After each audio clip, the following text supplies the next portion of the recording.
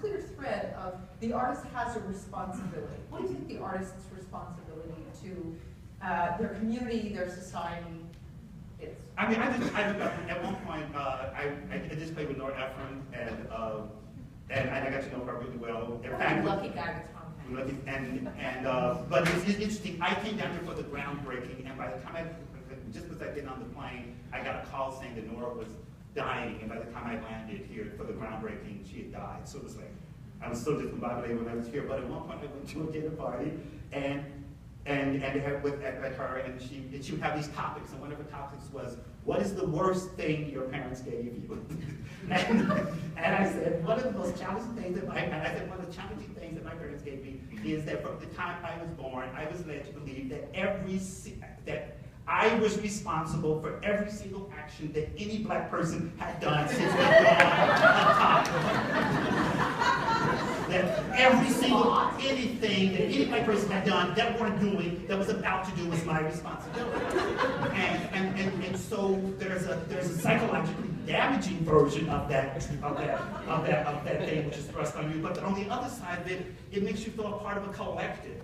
And so and at the time, it was very clear to me that I was supposed to be bright, charming, and smart, and get in the room and open up the doors and let other people in the room that needed to be in the room. And that was my indoctrination. It was seriously indoctrination. And it was not an option. It was like drilled into your head. A black man invented the traffic light. A black man invented the traffic light. All those things were put in your head. So I went forward into the world, and so. And that literally, I did Jelly on Broadway, then I did Angels, and I went, okay, I acquired some kind of currency. What does this mean? You can't just, and the public came along. So when I was at the public, that same sense of ability of opening up the doors and windows so that other people could tell their stories. Because, I enjoy myself, and I think I'm wonderful and fabulous and all of that, but I don't know all the stories. Other people, I want to see my story bouncing up against another story, bouncing up against another story, bouncing up against another story, and these collisions that you think are incorrect actually produce something wondrous.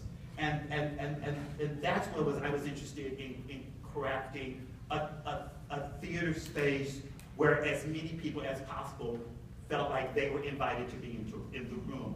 And so I think as an individual artist, I think I have an incredible sense of community, and I have shifting, I'm one of those people. Anyway,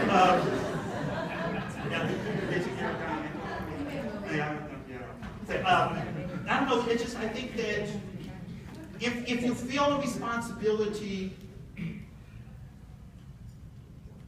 to me, what I think what's wondrous, my definition of theater is people in the dark watching people in the light celebrate how wondrous and painful and horrible and miraculous it is to be a human being. That's theater.